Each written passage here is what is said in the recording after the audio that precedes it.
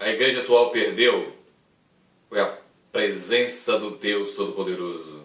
Aquela que ela diz servir e aquela que ela diz ser o seu Senhor.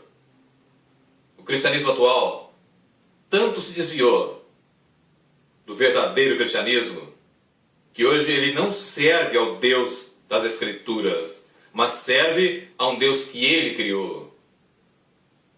Veja bem o que a igreja atual tem feito, o que o cristianismo atual está promovendo. Hoje, ele não está pregando, ensinando a verdade que liberta, mas a verdade que condena. A maioria daqueles que estão nas igrejas não estão caminhando para o céu, mas caminhando para o inferno. Pois não é pregado o verdadeiro evangelho, não é ensinado a verdadeira palavra de Deus. Infelizmente, hoje, o Deus Todo-Poderoso não se acha presente na igreja cristã. Esta é a terrível verdade que eu não gostaria, em hipótese alguma, de estar aqui pregando e falando sobre isto. Mas por amor a você que me vê, é que eu preciso falar isto. E você é chamado agora a examinar se isso é verdade ou não, à luz das Escrituras, à luz da palavra de Deus. Se o Deus que você serve, se o Deus do seu amigo, se o Deus que é aquele que está com você, que diz ser cristão, não é um Deus humano, forjado na sua mente e no seu coração. Deus não age como homem. O verdadeiro Deus não é homem. Números 23, 19. Deus não é homem para que minta, nem filho do homem para que se arrependa. Isaías 55, 8 em seguida. Versículo 8 em diante. Os meus caminhos não são os vossos caminhos, os meus pensamentos não são os vossos pensamentos. Pois assim como o céu está mais alto que a terra, os meus caminhos e os meus pensamentos são mais altos do que os vossos. A palavra de Deus, toda ela, do início ao fim, nos fala de um Deus todo-poderoso, nos fala de um Deus verdadeiro, vivo, que interfere neste mundo. Mas hoje, o que você vê em quase todas as igrejas que se dizem cristãs é um Deus que está servindo aos caprichos do homem, que não está fazendo a sua santa, perfeita, imaculada vontade, mas vive em função do homem, para servir ao homem, que tem uma vontade totalmente corrompida pelo pecado. Desde Adão até hoje, como eu já disse, a vontade do homem é dirigida pelo pecado, é dirigida pelas suas paixões carnais. E hoje nós vemos um cristianismo de paixões mundanas, de prazeres mundanos, e não um cristianismo que tem prazer em servir ao Deus Altíssimo, que não tem prazer em servir ao Senhor dos Exércitos, que não tem prazer em fazer a vontade do Pai. Jesus veio, viveu plenamente em função do Pai e nos ensinou como viver o verdadeiro cristianismo. Muitos hoje tiveram, de fato, um início passando pela porta estreita, mas mudaram o que o Senhor falou. Jesus nos fala de um caminho, de uma porta estreita e um caminho apertado, e também de uma porta larga e um caminho espaçoso. Esses que começaram passando pela porta estreita estão agora caminhando pelo caminho espaçoso.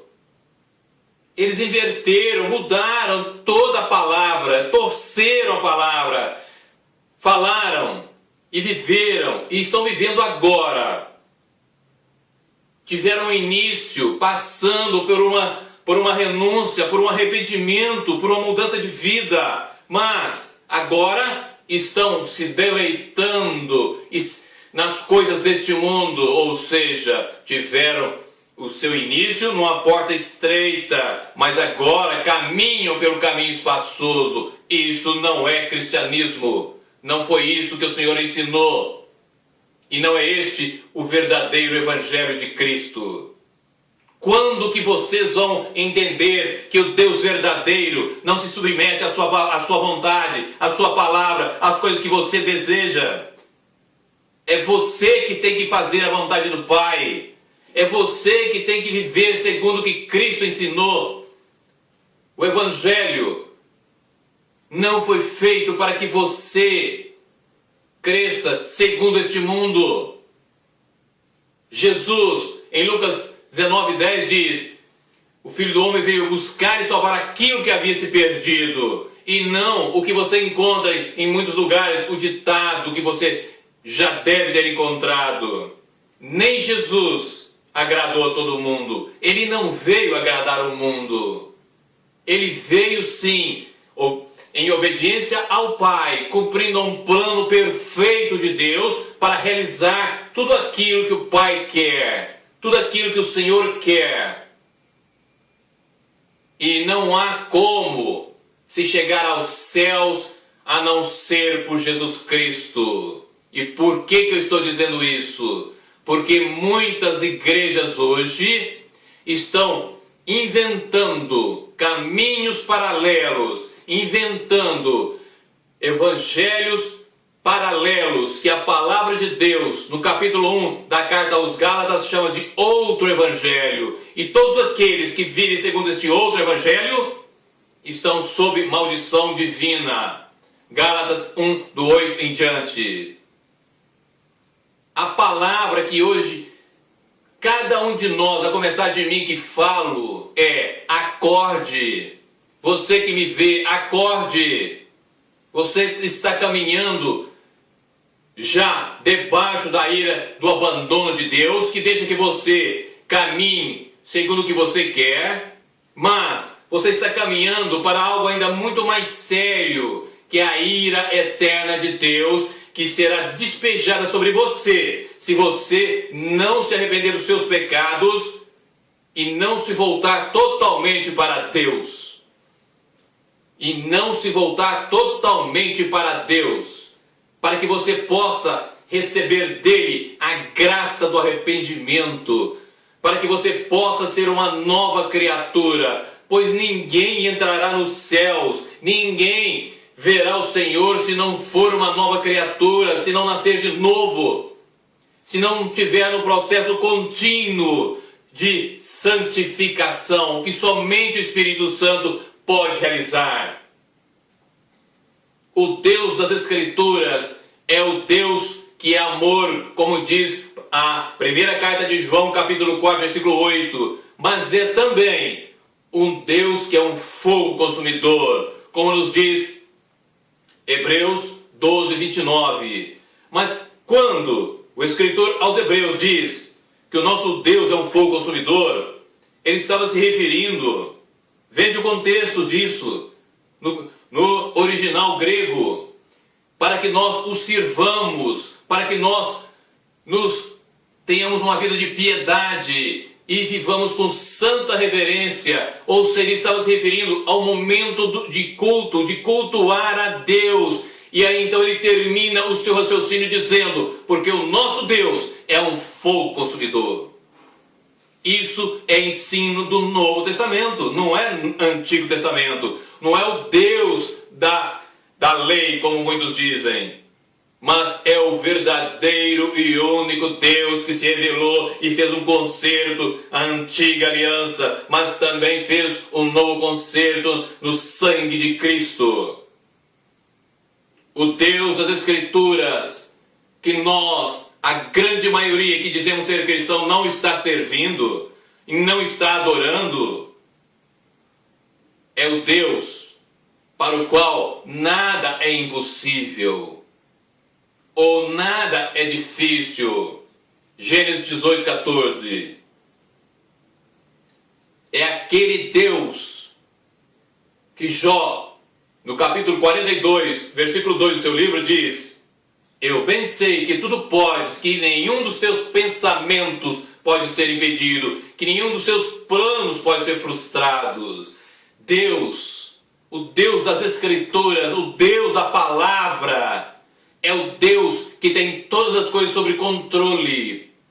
E você, que se diz cristão, e você, que diz servir a esse Deus, se de fato você é cristão, você tem que se submeter a Ele, se sujeitar a Ele em amor. Tiago 4:7. Sujeitais a Deus, resistir o diabo, e ele fugirá de vós. A primeira coisa, sujeição a Deus e a sua vontade. Não há outra maneira. Deus não deu duas opções. Se você quer ser cristão, ser cristão, só há uma forma. Você tem que estar debaixo do senhorio absoluto de Jesus Cristo. Kyrios, que quer dizer o Senhor absoluto, o dono, o proprietário de tudo e de todos. Seria uma coisa estúpida da minha parte dizer para você, se você não é cristão e me vê, falar que para que Jesus seja o seu Senhor, você tem que ser cristão. Não, independente disso, Ele é o seu Senhor. E quer você goste ou não, você terá que se dobrar diante dEle e proclamar para a glória do Pai que Jesus Cristo é o Senhor. Pois isso está na palavra, e a palavra de Deus é a verdade. Quer você goste ou não, quer você queira ou não. Muitos vão dizer, mas você está muito bravo. É claro que sim, pois o tempo urge. Jesus está às portas. Jesus está voltando, e não é somente para isso. É diante de tanta imundície, diante de tanto banho de imundície que nós temos visto dentro do meio cristão, que só há uma maneira: arrependa-se, mude a sua maneira de ver. Volte-se, submeta-se ao Espírito Santo, renda-se a Ele, renda-se ao Espírito Santo, é a única forma. Hoje não se aceita a disciplina do Senhor, hoje não se aceita a correção do Senhor, mas se aceita tantas outras coisas alternativas a palavra que não procede de Deus. Tantas teologias, entre aspas, que nada mais são do que o agir de Satanás, que nada mais são do que o coração perverso e enganoso do homem quer, como diz a palavra. O convite, o chamado de cada um é para ser santo, como Deus é santo. A palavra de Deus nos ensina que a prioridade maior do Senhor é que todos que são o seu povo sejam santos. Porque sem santidade, eu repito, ninguém verá Deus. E como eu disse, agora que ninguém, ou quase ninguém, aceita a correção e a disciplina do Senhor, e portanto deixa de ser filho de Deus para ser bastardo, veja e acompanhe comigo Hebreus 12, a partir do versículo 5, quando o Senhor nos fala a respeito da sua correção e da sua disciplina, e por que ela ocorre. Versículo 5. Veja agora o que ele nos fala. Para mim que estou pregando, mas para você que me vê. E já vos esqueceste da exortação que argumenta convosco como filhos? Veja bem, ele está perguntando, você esqueceu disso? Filho meu, não desprezes, veja bem, não desprezes a correção do Senhor e não desmaies quando por ele fores repreendido. Suporte a correção do Senhor e acolha a correção do Senhor. E ele continua, porque o Senhor corrige o que ama e açoita a qualquer que recebe por filho. Veja bem a palavra. Ele corrige o que ama, corrige por amor. E açoita qualquer que recebe por filho. E nós vamos ver por que acontece isso. E para quê. Ele continua dizendo, condicional agora.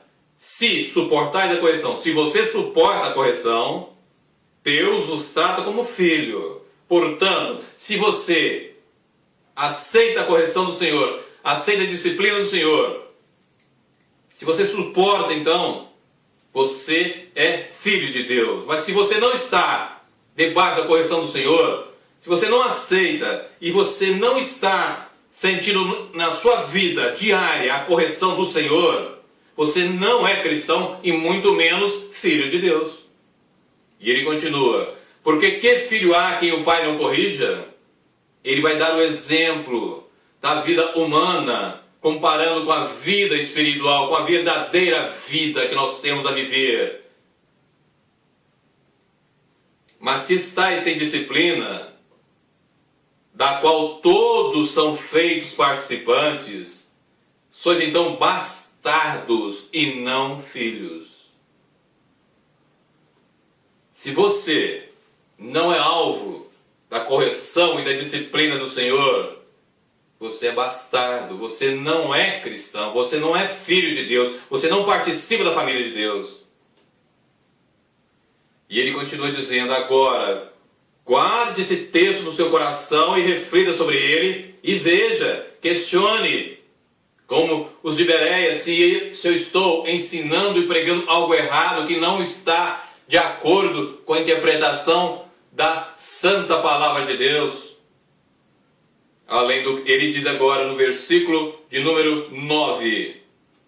Além do que tivemos nossos pais segundo a carne, para nos corrigirem e nós os reverenciamos. Não nos sujeitaremos muito mais ao Pai dos Espíritos para vivermos? Portanto, a correção do Senhor visa primeiro te dar vida. Não essa vida aqui que passa e termina, mas muito mais do que ela, a vida eterna na presença do Senhor dos Exércitos, do Deus Todo-Poderoso, ao lado de Jesus Cristo. E ele continua no versículo 10. Porque aqueles, os pais segundo a carne, na verdade, por um pouco de tempo, nos corrigiam como bem lhes parecia.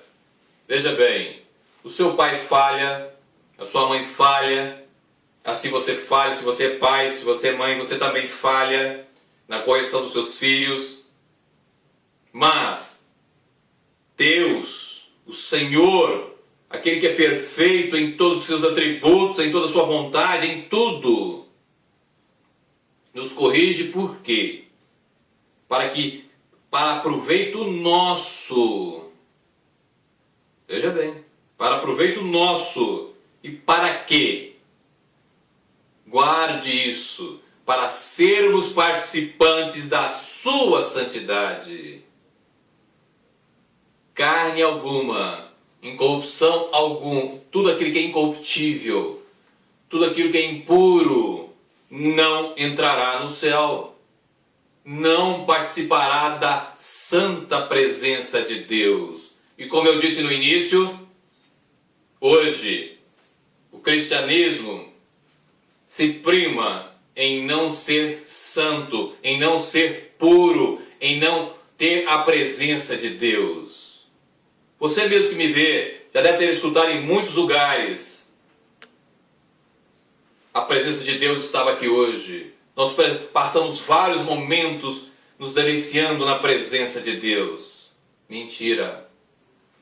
Pois se a presença de Deus estivesse aqui ou aí onde você está, você com seus pecados, sem se arrepender dele, sem estar num processo contínuo e profundo de santificação, você estaria pulverizado e não existiria mais. Tudo isso nessa interpretação contemporânea da presença de Deus e do poder de Deus, a grande maioria disso é totalmente equivocada. É um erro terrível e um pecado contra a santidade, contra a autoridade e contra a presença de Deus. Basta irmos para a palavra, em Êxodo 3, quando o Senhor se revela a Moisés na sarça ardente. Leia o versículo 8 em diante. O que acontece? E Moisés não conseguiu e temeu olhar para Deus, aquele com quem Deus falava face a face, como diz a palavra. Primeira coisa. Depois, Isaías no capítulo 6, quando ele teve aquela visão do trono de Deus e dos serafins que cantavam: Santo, Santo, Santo é o Senhor Deus Todo-Poderoso, é o Senhor dos Exércitos. O que ele faz? A primeira coisa: ai de mim que vou perecendo, pois sou um homem de lábios impuros e habito também no meio de um povo de impuros lábios. O ai, neste contexto, é uma maldição sobre você mesmo. Veja como ele se sentiu terrivelmente amaldiçoado. Ai de mim, ele teve a sua convicção de pecados e caiu na realidade: ai, eu não sou nada. Onde você vê isso hoje? Nos locais que dizem que a presença de Deus esteve. Daniel, no capítulo 10, quando ele teve a visão do Senhor. Leia lá. Mas medite, peça para o Espírito Santo vir até você e te mostrar. Ele caiu e se desmaiou. Perdeu as suas forças. E então Deus tocou nele. Ele então recuperou as suas forças. Aqui nós vemos já Moisés, Isaías e Daniel. Segundo Ezequiel 16, seria um dos 3 homens mais íntegros de toda a Bíblia. Daniel, Noé e Jó. Mas não ficou isso. No Novo Testamento, então, João, o apóstolo que Jesus amava, aquele que deitou no capítulo 13 do seu evangelho, deitou no seio de Jesus. Quando, na visão que ele tem em Apocalipse 1, no versículo 17, ele diz que: quando eu virei para ver, caí como morto. Diante da glória de Deus, caí como morto. Mas não fica só isso. Em Lucas 5, quando, daquele episódio da pesca milagrosa, quando tinham trabalhado toda a noite e não conseguiram pegar nada, peixe algum, e Jesus, manifestando um pouco da sua glória, fala com Pedro: jogue a rede. E Pedro então diz: por causa desta sua palavra eu jogarei. E jogou a rede, e tantos peixes pegaram que quase que o barco foi a pique. E que em seguida Pedro, chegando até Jesus, faz: afasta-te de mim, Senhor, que sou um homem pecador. Pedro, um dos apóstolos do Senhor: afasta de mim, que sou pecador. Por isso, meus irmãos, analise, busque a verdade de Deus que se revelou nas Sagradas Escrituras. Busque o verdadeiro Deus que vem até você através do Espírito Santo e dos seus maravilhosos dons espirituais. Mas seja sincero. Busque com toda a sinceridade do seu coração, como diz Hebreus, porque assim você o encontrará. Caso contrário, você não encontrará. E até em Jeremias nós encontramos. Quando nós o buscarmos de todo o coração, nós o encontraremos. Caso contrário, não. Deus não é um objeto. Deus não é algo que nós, pura e simplesmente, usamos. Deus é o Senhor Todo-Poderoso de todo o universo. É aquele que criou todas as coisas pela palavra do seu poder. Mantém todas as coisas pela palavra do seu poder. Como nos diz Hebreus. E desfará todas as coisas também, criando novos céus e a nova terra, pela palavra do seu poder. Guarde isso no seu coração. Reflita bem se o Deus que você diz servir e adorar é, de fato, o verdadeiro Deus. O Deus que é o Senhor de todas as coisas. O Deus que é puro, santo, perfeito. E que em todo o seu agir, Ele é tremendo e é o Deus que tudo criou, repito mais uma vez, e que mantém todas as coisas pela sua palavra. E eu termino dizendo mais uma coisa. Veja bem isso, se esse é o seu Deus. Josafá, no segundo livro de Crônicas, capítulo 20, versículo 6 em diante, ele diz: Tu és dominador sobre todos os reinos da gente, e ninguém há que te possa resistir. E ninguém há que te possa resistir. Raciocine, pense e submeta-se ao Espírito Santo de Deus, enquanto ainda é tempo.